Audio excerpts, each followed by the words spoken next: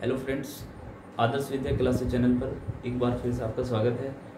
और कल जैसे कि हमने पढ़ा था चैप्टर नंबर 4, वो पढ़ा था हमने एरिया। मेंस्ट्रुएशन का एक चैप्टर है एरिया। वो वीडियो ना बीच में अचानक से पॉज हो गई थी, इसलिए वीडियो आपको कंप्लीट नहीं मिल पाई। तो उस वीडियो को वहीं से कंटिन्यू करते हैं, ठीक है, जहाँ से हमने उसको कल वो हमारी छुट्टी थी, ठीक है। तो स्टार्ट करते हैं। और हमने जो पढ़ा था ट्राइंगल्स के बारे में पढ़ लिया था, ट्राइंगल्स के टाइप्स और ट्राइंगल्स का एरिया कितने तरीके से कैसे कैसे हम निकाल सकते हैं और कितना टाइप से ट्राइंगल होते हैं, यहाँ तक इनका परिमाप कैसे निकालते हैं वो मैंने आपको बता दिया था। देखो, हमने सबसे पहले पढ़ा था इक्विलैटरल ट्राइंगल। एक ऐसा ट्राइंगल जिसकी सभी साइड इक्वल होती है उसे कहते हैं इक्विलैटरल ट्राइंगल, अर्थात समबाहु त्रिभुज। समबाहु त्रिभुज की सभी साइड इक्वल होती है। इसका जो एरिया होता है वो √3/4a² होता है। ये बात मैंने कल आपको बता दी थी, ठीक है। इसमें एक बात रह गई थी, अगर हमें इसकी हाइट निकालनी हो, ठीक है, इसकी हाइट भी हम निकाल सकते हैं। देखो, ये परपेंडिकुलर है और ये पूरा बेस है और इसमें एंगल 90 डिग्री होता है क्योंकि हाइट है, ठीक है। ये परपेंडिकुलर है तो एंगल 90 डिग्री होगा। 90 डिग्री के सामने हाइपोटेनियस है। अगर हमें यहाँ पे एच निकालना है तो एच को हम पाइथागोरस थ्योरम से निकाल सकते हैं और एच की जो वैल्यू होती है वो √3/2a होती है, ठीक है। आपको ध्यान, एच की जो वैल्यू होती है √3/2a होती है। इक्विलैटरल ट्राइंगल में अगर मैं हाइट फाइंड करनी हो तो हाइट के लिए हम डायरेक्टली यूज कर सकते हैं √3/2a। अदरवाइज, ठीक है, हम इसमें पाइथागोरस थ्योरम भी लगा सकते हैं इस इतने वाले ट्राइंगल में, आधे ट्राइंगल में, तो भी हम हाइट निकाल सकते हैं। कभी कभी इक्विलैटरल ट्राइंगल में हाइट गिवन होती है और एरिया हमारे से भूल जाता है, तो हम एरिया भी निकाल सकते हैं इस फॉर्मूले की हेल्प से, ठीक है, जब हमें पता होगा। उसके बाद मैंने आपको एक बात और बताई थी, अगर आपके पास कोई ट्राइंगल हो और उसमें हमें बेस गिवन हो, जैसे कि ये BC इसका बेस है और इसके कोरस्पॉन्डिंग आपको हाइट भी पता हो इसकी, तो एरिया ऑफ ट्राइंगल जो निकालने का फॉर्मूला है वो एक है 1/2 बेस इंटू हाइट। ये आपको ध्यान रखना, ठीक है। एरिया ऑफ ट्राइंगल होता है 1/2 बेस इंटू हाइट, आधार गुना ऊंचाई। अगर किसी ट्राइंगल के अंदर हमें आधार भी पता और उसके कोरस्पॉन्डिंग हाइट भी पता हमें, तो हम त्रिभुज का क्षेत्रफल इस फॉर्मूले से निकाल सकते हैं, ठीक है। एक हमने पढ़ा था ट्राइंगल, एक ऐसा ट्राइंगल जिसमें एक एंगल 90 डिग्री हो, इसे कहते हैं राइट एंगल ट्राइंगल अर्थात समकोण त्रिभुज। इसमें ये बेस होता है और ये परपेंडिकुलर, तो इसका जो एरिया होता है 1/2 बेस इंटू परपेंडिकुलर अर्थात आधार गुना लंब। हिंदी में लिख सकते हैं 1/2 आधार गुना लंब।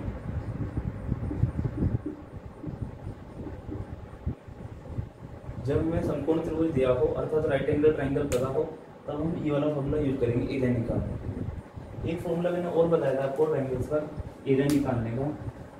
एक ऐसा ट्राइंगल जिसकी सभी साइड्स अलग अलग हो उस त्रिभुज को कहते हैं विषमबाहु या फिर स्केलर ट्राइंगल।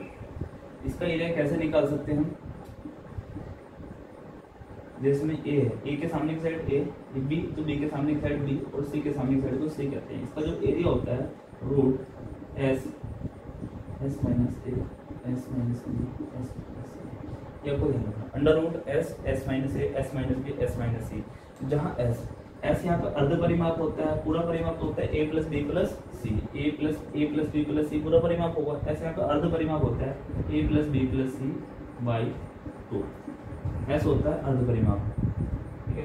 तो ये ट्राइंगल और ट्राइंगल्स के चार प्रकार मैंने आपको बताए हैं, इन्हीं से सभी क्वेश्चन हो जाएंगे आपके सॉल्व। और हम स्टार्ट करते हैं, ठीक है। जो हमारे पास बुक है हमने बता रहा है कि आपको एस डी यादव के जितने भी क्वेश्चन है ट्राइंगल के या ट्राइंगल के बेस पे जितने भी क्वेश्चन आपको दे रखे हैं, ठीक है, वो सारे क्वेश्चन हम अभी कर सकते हैं, ठीक है। तो क्वेश्चन नंबर 1 से स्टार्ट करते हैं।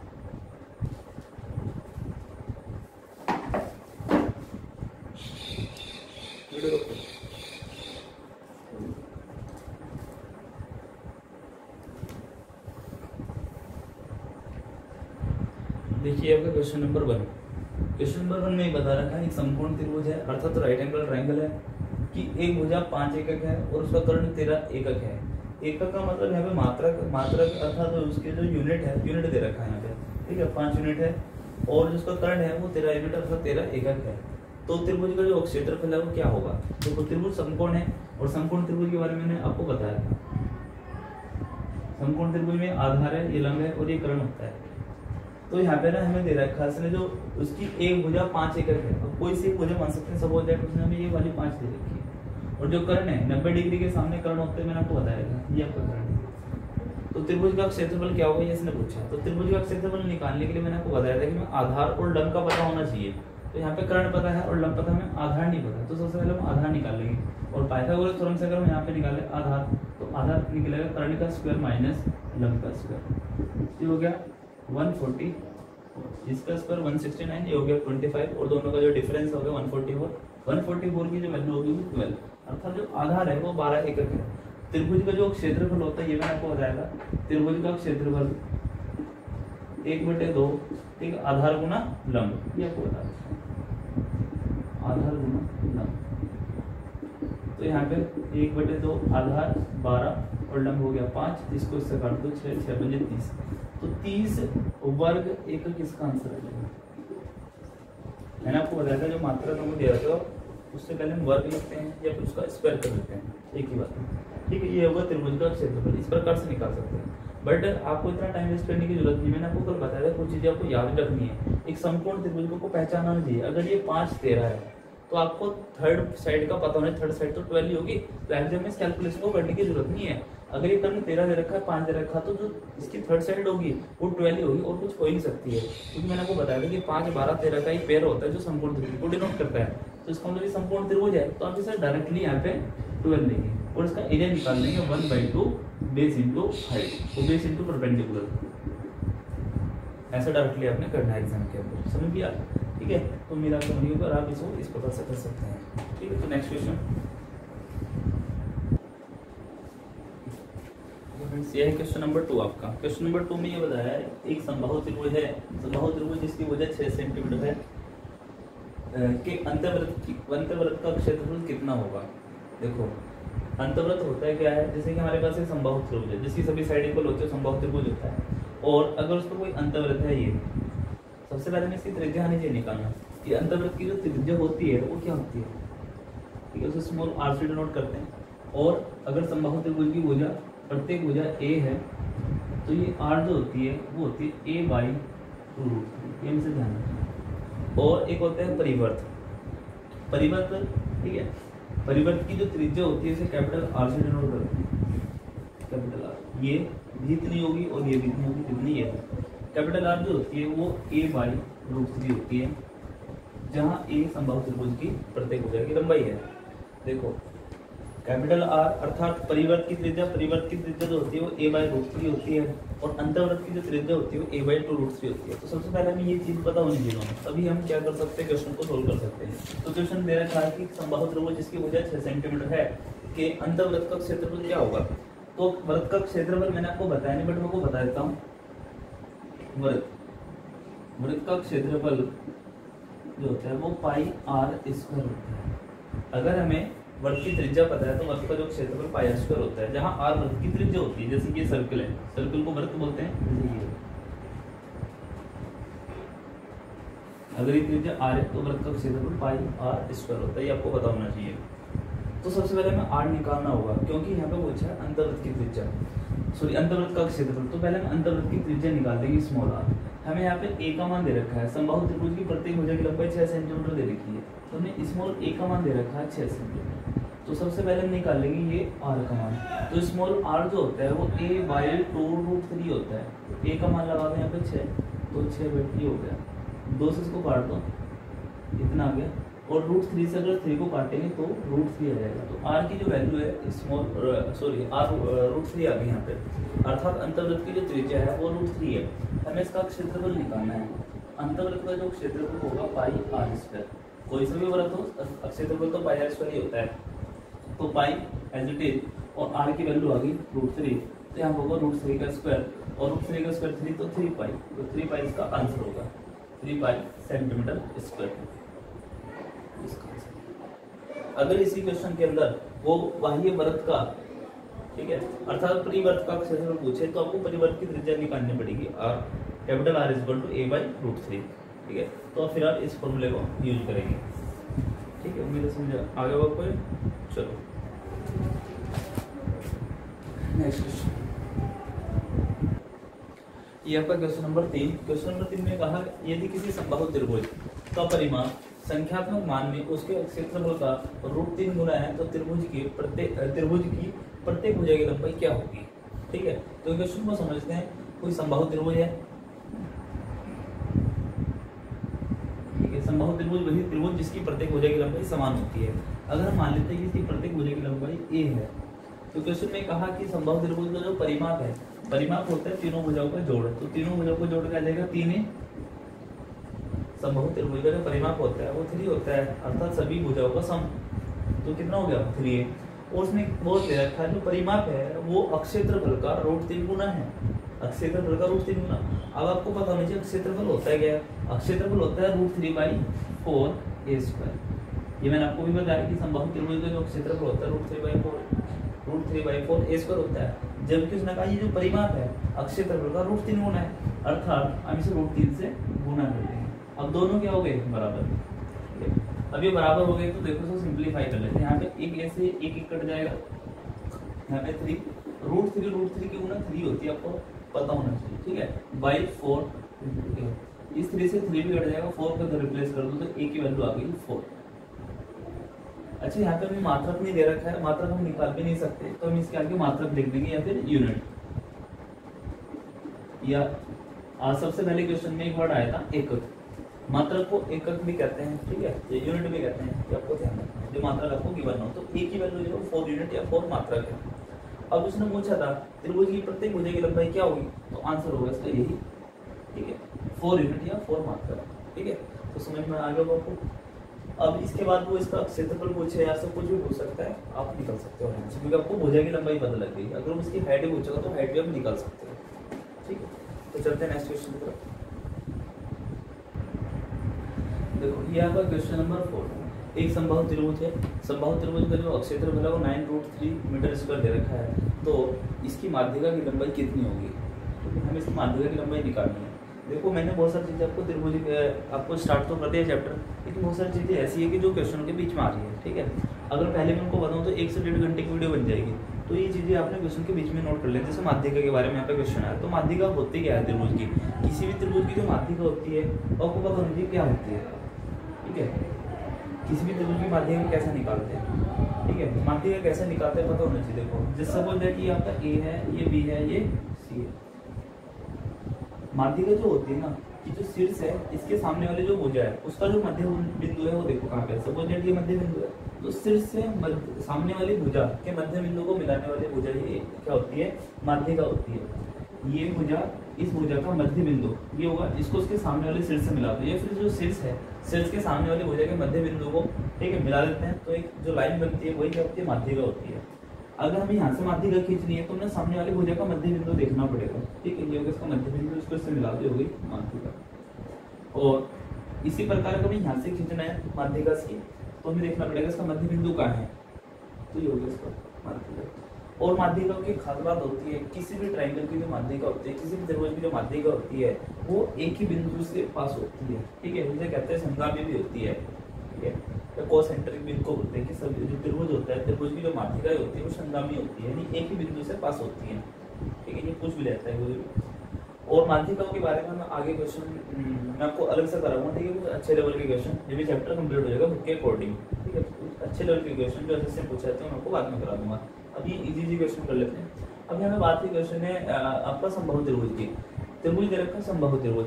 अब समबाहु त्रिभुज की जो माध्यिका होती है उसकी भी खास बात होती है, मैंने आपको बताया अगर ये आपका समबाहु त्रिभुज है ए बी सी, इसकी प्रत्येक भुजा की लंबाई समान होती है ए ए। अगर हम यहाँ से माध्यिका इसकी खींचेंगे तो सामने वाली जो भुजा है इसका मध्य बिंदु देखना पड़ेगा, इसका मध्य बिंदु नहीं यहाँ पे होगा, और इसको इससे मिला देंगे, ये बनेगी इसकी माध्यिका, ये होगी इसकी माध्यिका। तो माध्यिका की खास बात होती है, मैंने बताया कि मध्य बिंदु को सामने वाले शीर्ष से मिला दो, या शीर्ष से सामने वाले भुजा के मध्य बिंदु को मिला दो, जो लाइन बनेगी वो माध्यिका होगी। लेकिन समबाहु त्रिभुज में ये जो माध्यिका होती है ये इसमें 90 डिग्री का एंगल बनाती है, और सामने वाले भुजा को ना इसको ये आधा तो कर ही देती है, तो प्रॉपर्टी के साथ साथ ये 90 डिग्री का कोण बनाती है, तो ये तो इसकी हाइट भी बन गई। और मैंने आपको बता रखा कि समबाहु त्रिभुज में जो हाइट होती है वो √3/2a होती है, ये मैंने आपको बता दिया था अभी स्टार्टिंग में।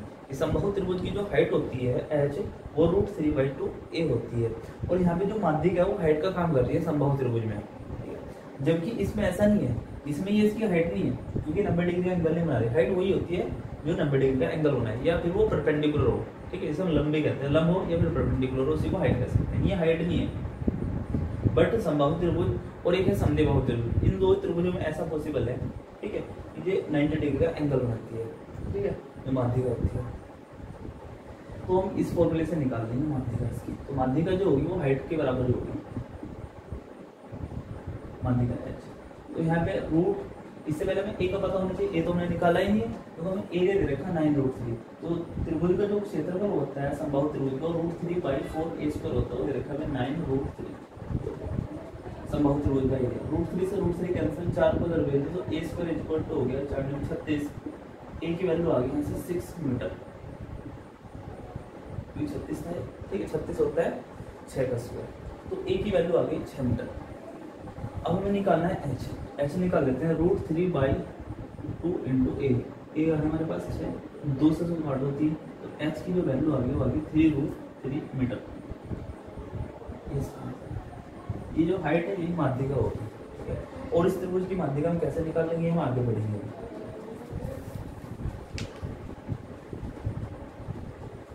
देखो ये आपका क्वेश्चन नंबर 4 के अकॉर्डिंग, इसमें बताया एक त्रिभुज की भुजाएं 5:4:3 के अनुपात में है, जबकि ठीक है यह ज्ञात होने पर कि उसी तरह के एक अन्य त्रिभुज जिसकी भुजाएं 30 सेंटीमीटर, 24 सेंटीमीटर तथा 18 सेंटीमीटर है का क्षेत्रफल पहले त्रिभुज के क्षेत्रफल का 9 गुना है, तो पहले त्रिभुज की भुजाएं कितनी सेंटीमीटर लंबी होगी। तो पहले त्रिभुज की भुजाएं हमें निकालने की कितनी लंबाई की होगी, ठीक है।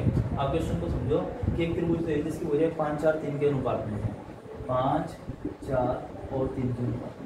एक अन्य त्रिभुज है जिसकी भुजा में एक्चुअल में सेंटीमीटर में दे रखी है, 30 सेंटीमीटर, 24 सेंटीमीटर और 18 सेंटीमीटर। ये 30 सेंटीमीटर, 24 सेंटीमीटर, 20 सेंटीमीटर, 24, 30, 24 और 18 सेंटीमीटर, ये त्रिभुज की भुजा दे रखी है। उसने कहा ये जो पहला त्रिभुज है, ठीक है, और एक दूसरा त्रिभुज, दूसरे त्रिभुज का जो एरिया है वो पहले वाले त्रिभुज का ना 9 गुना दे रखा है क्वेश्चन में, ठीक है। तुमने कहा पहले त्रिभुज की भुजा की तरफ क्या क्या है। अगर ध्यान से देखो आप, ये 5 है और यहाँ पे कितना है 30, तो कितने से गुना हो रहा है यहाँ पे 6 से। यहाँ पे 4 है और यहाँ पे कितना है 24, कितने से गुना हो रहा है 6 से। यहाँ पे 3 है, यहाँ पे 18, तो कितने से गुना हो रहा है 6 से। अर्थात यहाँ पे प्रत्येक भुजा को किससे गुना कर रखी है, 6 से गुना कर रखी है। अगर डायरेक्टली यही क्वेश्चन पूछा जाए कि किसी त्रिभुज की भुजा तो ये दे रखी उसने और किसी त्रिभुज की भुजा ये दे रखी उसने, ये पूछा हमारे से कि बताओ ये इस त्रिभुज का क्षेत्रफल पहले त्रिभुज का कितना गुना है, तो आंसर आप 6 गुना लगा सकते हैं। बट उसने क्वेश्चन में ये नहीं पूछा कि कितने गुना है, उसने खुद ही दे दिया कि इस त्रिभुज का जो एरिया है पहले वाले त्रिभुज का ना 9 गुना है, तो बताओ इस त्रिभुज की भुजा कितनी होगी, क्योंकि उसका रेशो दे रखा है, एग्जैक्टली 5, 4, 3 नहीं है, ठीक है, अर्थात वो भुजा ना कुछ और होगी। तो देखो यहाँ पे हम एरिया कैसे निकालेंगे इसका, इस त्रिभुज का एरिया कैसे निकालेंगे। अब ये जो भुजाएं हैं आपकी जानी पहचानी भुजाएं हैं, तो समकोण त्रिभुज वाली 3, 4, 5, तो हम इसमें कर्ण का यूज तो नहीं करेंगे, कर्ण सबसे बड़ी भुजा है, इसको छोड़ देंगे, तो सिर्फ इन दोनों का यूज करेंगे।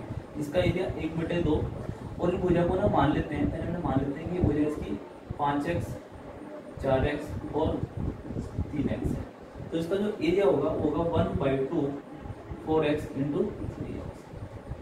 ये आपको पता है कैसे निकाला, 1/2 आधार गुना लंब के तरीके से। और इस वाले त्रिभुज का जो एरिया होगा 1/2 आधार ही होगा और लंब हम इसको मान सकते हैं 24 × इसमें भी बड़े वाली साइड को छोड़ देंगे, क्योंकि अगर ये समकोण त्रिभुज है और ये इसका 6 गुना है तो ये भी समकोण त्रिभुज की भुजा है, तो यहाँ पे हम कर्ण को छोड़ देंगे।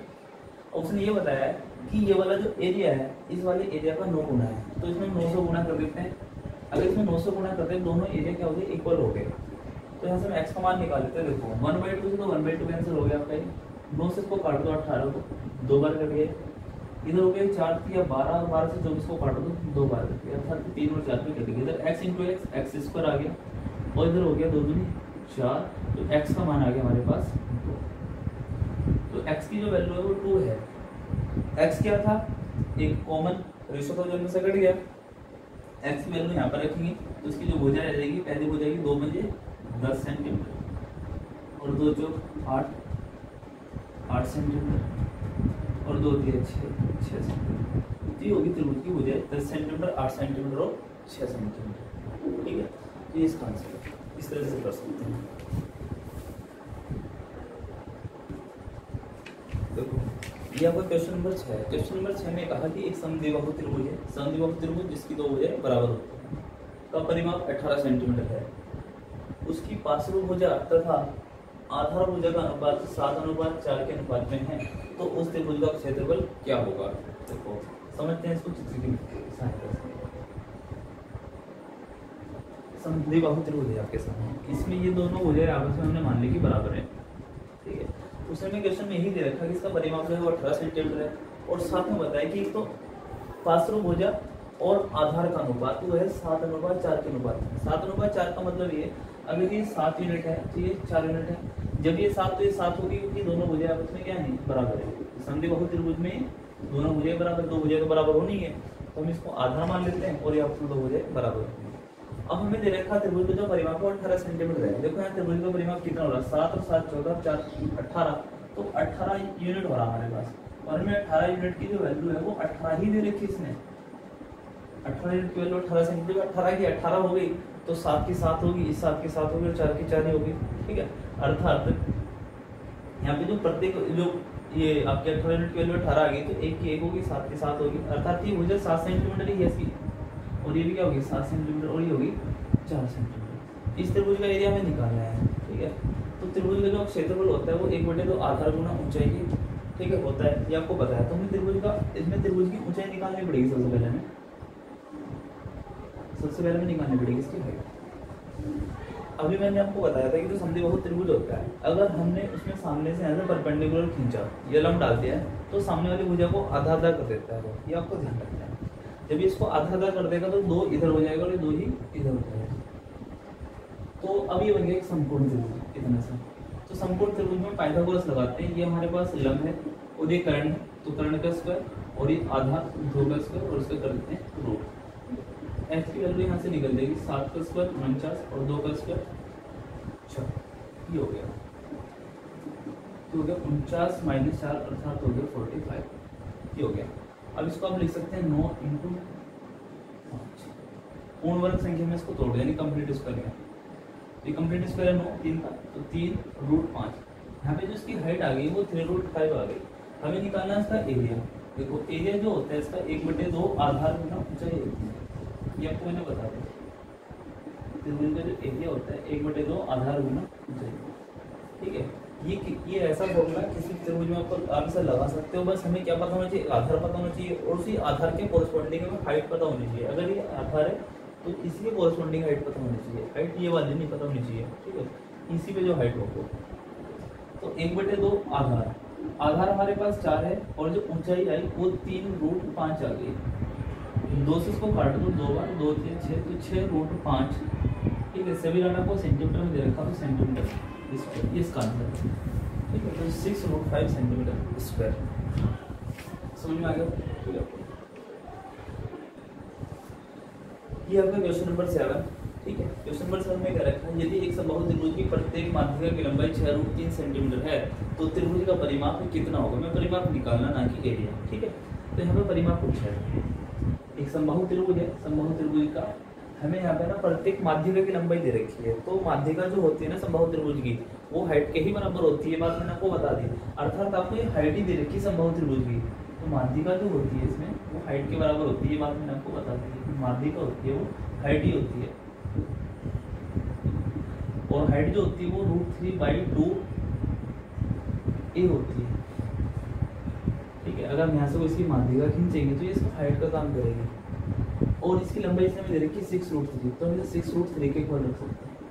√3 से √3 कटेगा, इसको इधर भेज दो तो a की वैल्यू आ गई 6 × 12 सेंटीमीटर। तो a की जो वैल्यू है वो 12 सेंटीमीटर आ गई। a इसकी भुजा है और उससे इसका परिमाप पूछा है, तो परिमाप क्या होता है, देखो परिमाप होता है 3a।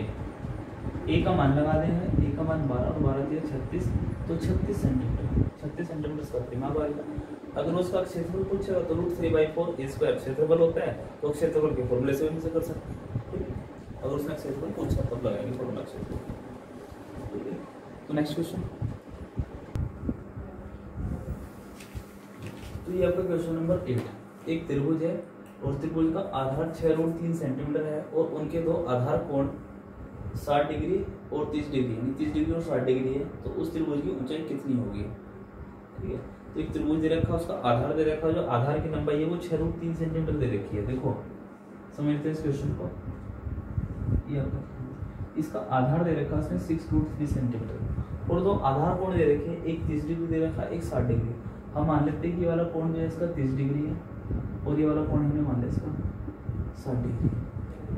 तो कह रहा है कि इस त्रिभुज की ऊंचाई कितनी होगी, तो ऊंचाई तो यहाँ से कोई परपेंडिकुलर खींचते तो इसकी हाइट होगी अर्थात h, ये हमें निकालनी है इसमें h, इसने पूछा। देखो इस हाइट को हम दो तरीके से निकाल सकते हैं। अच्छा इस क्वेश्चन को करने से पहले आपको बता दूं इस बुक में जो इसका सॉल्यूशन दे रखा है बिल्कुल गलत दे रखा है, ठीक है। उन्होंने इसका आंसर गलत निकाल रखा है जो कि बिल्कुल गलत है, ठीक है। तो मैं बताता हूँ आपको कैसे इसको सॉल्व करेंगे। और इसको दो तरीके से कर सकते हैं, या तो मैं ट्रिग्नोमेट्री लगा दूँ, त्रिकोणमिति, ठीक है। तो ट्रिग्नोमेट्री तो बाद में इसको बेसिक से कर लेते हैं। आपको इस क्वेश्चन को करने से पहले मैं एक चीज और बता देता हूँ। देखो ये त्रिभुज जो है ना एक संपूर्ण त्रिभुज है, 60 डिग्री 30 डिग्री, तो ये वाला कोण 90 डिग्री होना है। त्रिभुज के तीनों कोणों का जोड़ 90 डिग्री होता है, आपको पता है 180, ठीक है, सॉरी 180 होता है ना। 30 डिग्री 60 डिग्री और 90 डिग्री टोटल 180 डिग्री, क्योंकि त्रिभुज के तीनों कोणों का जोड़ 180 डिग्री होता है। तो अगर हमारे पास कोई संपूर्ण त्रिभुज होता है तो हमेशा एक चीज ध्यान रखनी है। देखो अगर ये कोण 30 डिग्री है और ये 60 डिग्री है और ये वाला एंगल है 90 डिग्री, ठीक है। तो 90 डिग्री के सामने वाली जो भुजा होती है वो 2 यूनिट होती है, ठीक है, उसका जो रेशो तो 2 होता है। और 30 डिग्री वाली 1 होती है, 60 डिग्री वाली होती है √3, ठीक है। अर्थात अगर मैं आपको कहूँ कि जो 30 डिग्री, ठीक है, 60 डिग्री और 90 डिग्री, इनकी कोरस्पॉन्डिंग जो साइड्स होती है, इनके सामने वाली जो भुजा होती है, इनमें जो रेशो होता है वो क्या होता है, ये तो 1 होती है इसमें, ठीक है, और ये √3 होती है और ये वाली होती है 2। अर्थात 1:√3:2 होता है इनमें जो रेशो होता है, 1:√3:2 का अनुपात होता है इन तीनों भुजाओं में। अब हमें देखो यहाँ पे क्या दे रखा है, ठीक है। अगर ये एंगल चेंज होगी तो ये बदल जाएगा। अगर ये 45 होंगे ना तो वो भी आपको बता देता हूँ मैं, ठीक है। अगर त्रिभुज समकोण ही होना चाहिए लेकिन, ठीक है, ये एंगल 90 डिग्री अगर है और ये 45 है, ठीक है। तो इसमें क्या होता है, ये 45 तो जितनी साइड होगी उतनी साइड ही होगी, ये एक तो ये कर्ण है इसका 90 डिग्री के सामने, तो ये कितना हो जाएगा √2। तो इसमें जो रेशो होता है वो 1:1:√2 अगर एंगल 45 के। तो हमें देखो यहाँ पे किसकी वैल्यू दे रखी है, हमें 6√3 दे रखी है 90 डिग्री के सामने वाले की, और 90 डिग्री के जो सामने वाली साइड होती है वो 2 यूनिट होती है। तो 2 यूनिट की वैल्यू में दे रखी है इतनी है, तो 2 यूनिट की जो वैल्यू है वो दे रखी 6√3। 2 यूनिट की वैल्यू 6√3, तो 1 यूनिट की जो वैल्यू होगी वो होगी 1 यूनिट की वैल्यू 3√3 है। अब हमें बताया कि ये वाली जो 30 डिग्री के सामने 1 यूनिट होती है, इसका मतलब ये वाली जो साइड है 1 यूनिट होगी, तो 1 कितनी आ गई। और 60 डिग्री की जो सामने वाली साइड होती है वो √3 मानी जाती है, तो √3 की वैल्यू जो हो जाएगी यहाँ पे देखो √3 से गुणा करेंगे तो √3 से मल्टीप्लाई करेंगे, √3 की मल्टीप्लाई 3 और 3 जा 9। अर्थात ये वाली जो साइड है इसकी 9 सेंटीमीटर है, क्योंकि 6√3 दे रखी है और 1 यूनिट की वैल्यू 3√3 आई, तो ये वाली जो वैल्यू आ गई हमारी आ गई 6√3 सेंटीमीटर, सॉरी 1 की कितनी आई थी हमारे पास 3√3, तो ये आ गई 3√3 सेंटीमीटर। हमें क्वेश्चन में हाइट पूछी है, तो अब मैं इसको दो तरह से एरिया निकालूंगा। वो दो तरीके से क्या होंगे एरिया निकालने का, तो एरिया का जो फॉर्मूला होता है, बेसिक फॉर्मूला वो होता है base into height, 1/2 base into height. तो पहले मैं इस त्रिभुज का जो एरिया निकालता हूँ वो 1/2 बेस इंटू हाइट के उससे निकालता हूँ फॉर्मूले से। 1/2 बेस, देखो मुझे पता है ये बेस है, क्योंकि इस बेस के कोरस्पॉन्डिंग मुझे हाइट पता है, ये है ए बी, इसका ट्रायंगल का नाम रख लेते हैं। तो यहाँ पे देखो बेस कितना है 6√3 और हाइट मुझे पता नहीं क्योंकि हाइट मुझे निकालनी है, ये मैंने इसका एरिया निकाला इस तरीके से। और समकोण त्रिभुज का एरिया जो हम दूसरे तरीके से भी निकाल सकते हैं। अगर हमें कोई समकोण त्रिभुज दे रखा है, ठीक है, तो 90 डिग्री के सामने वाली साइड अर्थात कर्ण को छोड़ के बाकी दोनों भुजाओं की गुणा कर देते हैं, ठीक है, 1/2 लेके साथ में, अर्थात 1/2 आधार गुना लंब। तो इसको आधार मान लेते हैं, इसको लंब, या इसको लंब उसको आधार भी मान सकते हैं, कैसे भी कर सकते हैं। तो 1/2 ये हमारा हो गया आधार और ये हो गया लंब 3√3। देखो ये 1/2 से 1/2 तो कैंसिल हो गया पूरा, और इसको काट दो आप यहाँ से 3 जा 6 और √3 से √3 भी कैंसिल, इधर 2 बच गया इधर 9। हमें h निकालना, तो h की वैल्यू आ गई 9/2 सेंटीमीटर। ये इसका आंसर है, ये ऑप्शन में भी दिया है, ठीक है। भूगोल में इसका आंसर को अजीब सा दे रखा 3√3, जो कि बिल्कुल गलत है। अब इसका दूसरा मेथड क्या हो सकता है, देखो वो मैं आपको बता दूं।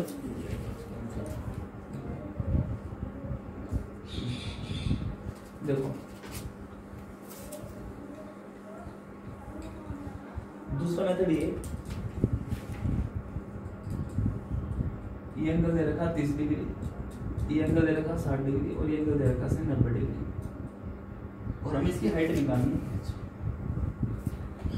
A B C और इसको मान लेता हूँ मैं M, ठीक है।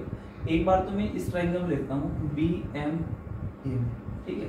अगर मैं BMA में इस हाइट को निकालना चाहता हूँ, ठीक है, तो इसको मुझे कुछ ना कुछ लेट करना पड़ेगा। इसको मैं A लेट कर लेता हूँ, इसको लेट कर लेता हूँ B, ठीक है। तो यहाँ पे देखता हूँ A/H,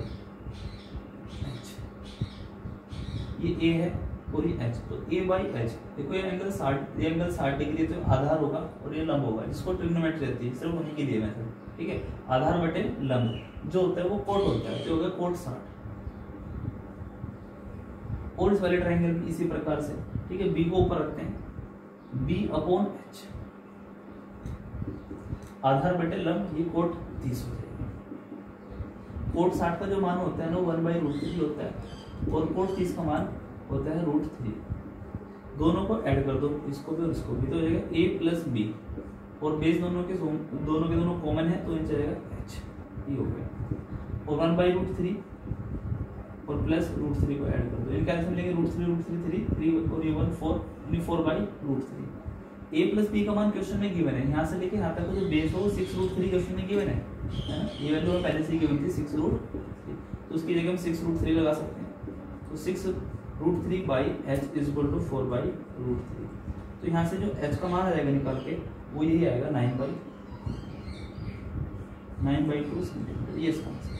तो इस मेथड से भी कर सकते हैं अगर आपको ट्रिग्नोमेट्री थोड़ी बहुत ही आती है, अदरवाइज ये मेथड इसके लिए बेस्ट रहेगा, ठीक है। और आंसर शीट में इसका आंसर गलत दे रखा है उनको फॉलो में, ठीक है। तो फ्रेंड्स इतना रखेंगे आज इसमें और उम्मीद है आपको ये वीडियो अच्छी लगी होगी, ठीक है। तो वीडियो को गड़बड़ होगी 4.5 दे देना 2 से बात। हाँ वो 4.5 डेसिमल में दे रखा होगा आंसर, तो डेसिमल में भी ले सकते हैं, डेसिमल में हो सकता है, ठीक है। तो अगर आपको ये वीडियो अच्छी लगे तो वीडियो को अधिक से अधिक शेयर करें और यदि अभी तक आपने हमारा चैनल सब्सक्राइब नहीं किया तो प्लीज़ इसको सब्सक्राइब जरूर करें, ठीक है। तो थैंक यू।